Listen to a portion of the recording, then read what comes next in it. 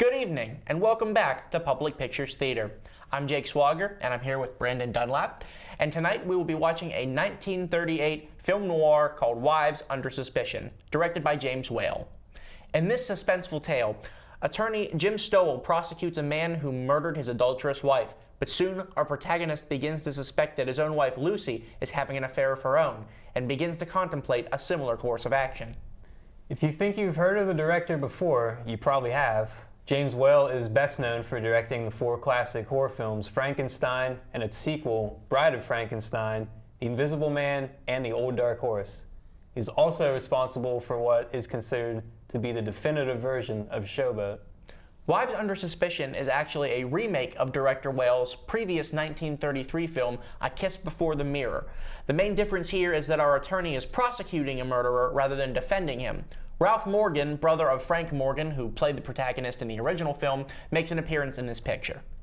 Will Stowell's suspicions be confirmed, or is he simply paranoid? Will an honest attorney stoop as low as murder? Find out right here, right now. It's Wives Under Suspicion, tonight on Public Pictures Theater.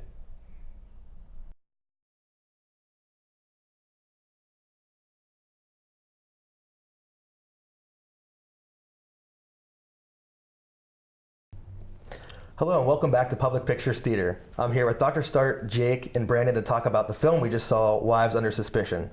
What were your initial thoughts about this film? Do you want to take this one? Yeah, you know, I thought it was okay.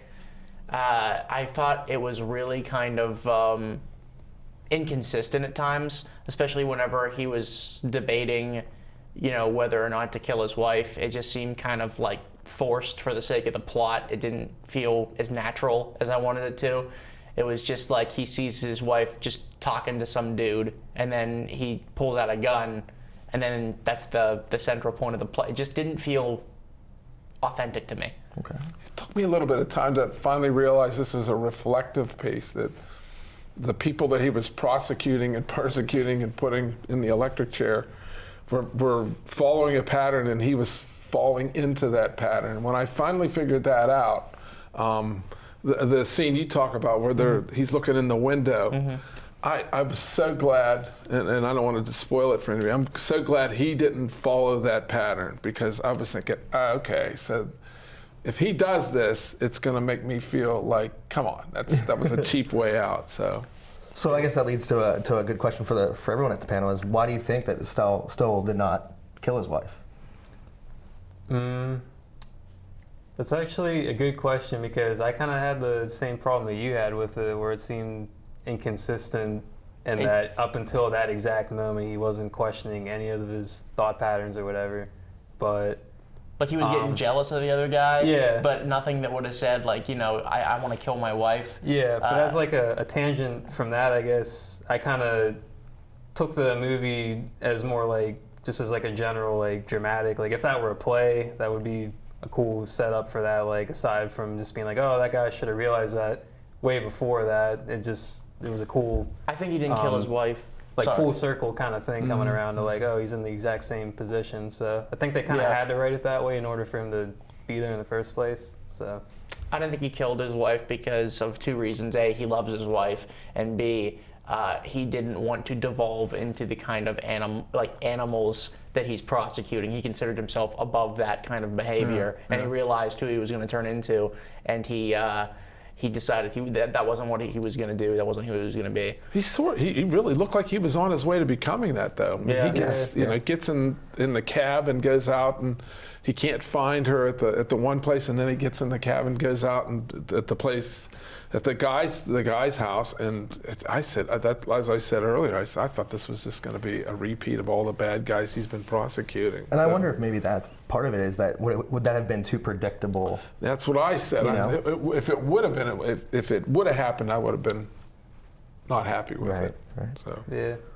Why do you think that the director chose to remake the original film just 5 years later? That is a good question. I wish I would have seen the original film after seeing that. I mean, I personally thought that the film that we watched, which was the remake of, what was it called before that? Like A Kiss Before the Mirror. Yeah, A Kiss Before the Mirror. Which was like a central plot point to this.